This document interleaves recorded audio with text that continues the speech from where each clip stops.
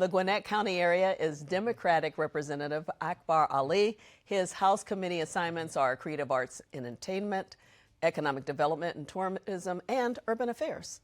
And from Canton is Republican Representative Bill Fincher. His committees are Judiciary Juvenile, Judiciary Non-Civil, and Transportation. Welcome to Lawmakers to both of you. I'm going to start with you because you're the youngest member of the legislature this year at 21 years old now. But later this week, you will be having a birthday, huh? That is true. Tell us about that. How's it feel to come in young, and what's that like? Well, firstly, thank you so much for having me here. People have been very warm, very welcoming. I'm very grateful to have a lot of existing mentors within the legislature that have extended that welcome, provide a lot of guidance. But as one of the articles on me said before, this isn't my first rodeo. I used to work in the Senate once upon a time, and just done a lot of work within the community as of late, and even beforehand. You worked in the Senate doing what? So I worked under now Minority Whip Kim Jackson's office. Okay. Yeah, back when she was state senator. So it kind of feels like coming back a little bit. Almost. That's Not right. daunting to you at all, huh? Well, you flatter me. Thank you. I love that. Yeah. Anything else you want to tell us about yourself? Well, I wear many hats. I'm a small business owner, KSU graduate. But first and foremost, I am a brother, I'm a son, and I'm your neighbor. Yeah. Yeah. And a graphic designer, too. That's right. I've seen your websites. Looks good. Thank you. All right, Representative Fincher, let's tell people a little bit about you. You've been in law and in law enforcement, so you've got the legal background, and so tell us a little bit more about yourself. Well, I started out as a probation parole officer when I came out of college at Mercer University, and then I went to law school at night. When I graduated from law school, I went directly into the FBI. I was stationed in Chicago, Illinois.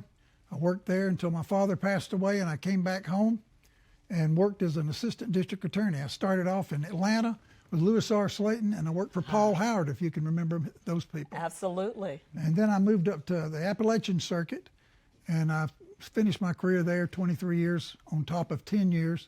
And then I retired for a little while, and then I was called back into service, and here I am. That's why did you want to come in, and why did you want to serve? Well, part of it is my respect for Mandy Ballinger, who passed away, and that's the reason I was able to fulfill this. And you're in her slot, yeah. That's correct. Yeah, Her husband and I talked a little bit about this, and he thought I might be a good candidate for this.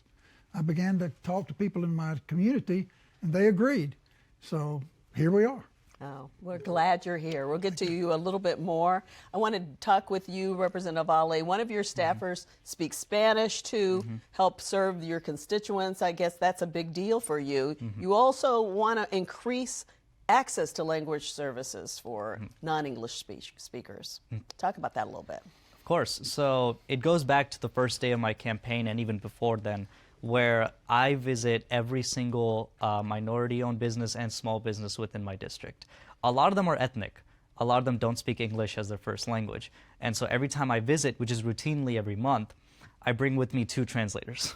Yeah, one in Spanish and one in Korean, to go to every single business to both have a two-way conversation here as to what services can I provide them and what do they want in return. Yeah. What else would you like to see accomplished during this session? So a lot of talk about public schools and maintaining the amazing public schools that we have in Gwinnett County.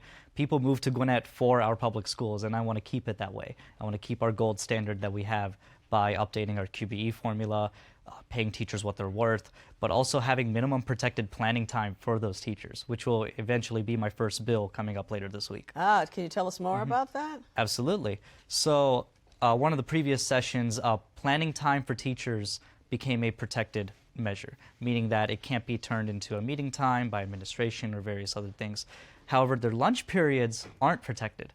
Oftentimes, those lunch periods become a working period, a working lunch, which I don't think should be the case when we already have so much on their plate.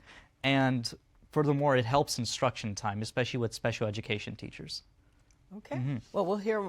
You'll come back and tell us about that. Absolutely. When you get that one in. Representative Fincher, you're also interested in things dealing with insurance premiums and all the different insurance premiums, medical, car, home. You'd like to see some reform there. Talk about it. Well, you know, we passed a tort reform bill, and that is designed to limit the huge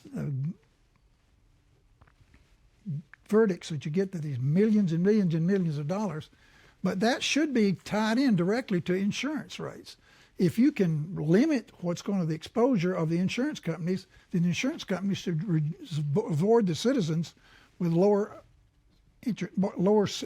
insurance rates. Okay, so you're going to have something coming out with that? I think we're going to have an entire package. The House of Representatives tomorrow afternoon, upon adjournment, you're going to hear Speaker John Burns is going to roll out plans to address property tax burden faced by Georgians. I look forward to advocating for my constituents and all Georgians as we fight to keep more of their hard-earned dollars in people's pockets. Okay, so we'll keep up with that, certainly, if Speaker Burns is going to talk about it tomorrow, too. Let's talk, Representative Ali, about homeowners associations. I know that's an area that you care about. First of all, why the interest, and what do you hope to accomplish there? So we've seen many instances, not just in Georgia, but also just throughout this nation, of overreach by homeowners associations. However, one instance that I would like to highlight is last year, a former representative covered this, where a constituent of his nearly took her own life because the amount of debt that she incurred due to HOA fines. I think that that is one extreme case, but going door to door in my district, going door to door in other people's areas as well, it's a repeated need that we hear, that overreach is rampant, that there's not enough guardrails here. That's why I'm working with several of my colleagues who've been fighting this fight for a while now on the Senate and the House side to put in some guardrails here, to put in some common sense regulations here, such as getting them to register with the Secretary of State's office, just as a business would, or having an independent oversight committee. That's a bipartisan bill in the Senate right now.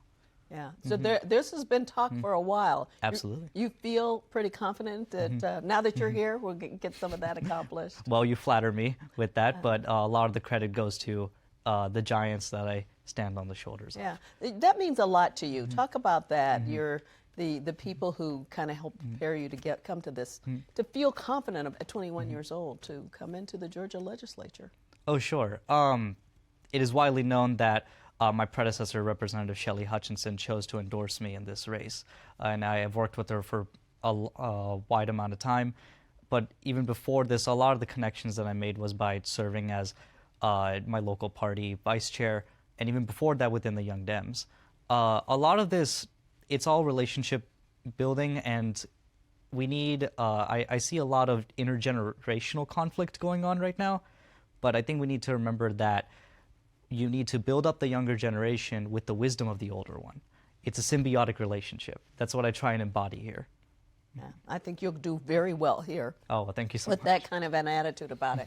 You mentioned property. We talked about property taxes a little bit. Anything more you want to add with that, or anything else you'd like to get into this session? It's just what has been happening with property, and it's something the senator said before.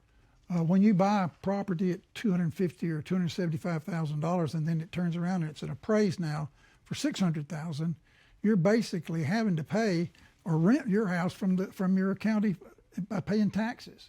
And our goal is to either put a cap or completely eliminate homestead taxes on homestead, on the personal homestead. You'll hear from Speaker Burns tomorrow how he intends to do that. Okay. How's it been going so far for you? In terms of learning everything, keeping up with things. One of the lawmakers earlier said 19 hours a day. Does it feel like a lot? Well, I choose to come in at 6:30 in the morning, and I choose to leave at 6:30 p.m. Okay. And so it is completely because I'm here to work for the people that chose for me to be here on their behalf. And furthermore, I mean, we hit the ground running. We already have 3 resolutions that we're working on. We already have 3 bills that are being drafted, one of which we're actively working on, as I mentioned, with the protected planning time. Okay. Yeah, and so We'll keep completely up with straight. that. You feel the same way. You feel like you're getting used to everything. Yeah. Enjoying it, but it's a lot to take it up at one time. You have a lot to learn. Yeah. So are you putting in the long days and Oh, that certainly. kind of thing? Yeah, we're there. We leave are there at 7 in the morning, and we try to stay as late as we can. I think people don't realize how much you guys have to work during the session. What is the most difficult part for you? The most difficult part, Challenging, let's most say. challenging thing for me is to learn all the names of all those people in our in the House of Representatives. We've got a Yeah. crowd of folk there. Yeah. Yeah. What about you? Challenge. It would just be for more of the same. Yeah. Again, with the Senate, maybe it's a little bit easier because there's 56. With us, it's a whole 3 classrooms worth of Yes. 180 people. You Yeah. didn't have a class at KSU quite that big, did you? I don't believe so. No. So there's a lot to it, though. But you seem to both be enjoying it, and we're happy you're here. Anything else you want to add? Just that another thing that's on our plate is literacy. Yeah. We're going to be 1 in 3 children in Georgia do not have proficiency by the 3rd grade. And we're going to put a literacy coach in every single elementary school in Georgia. Okay. Well, we're going to talk about that. I know that's something the speaker wants to do. Well, I want to thank you both for being here, and congratulations on serving your community.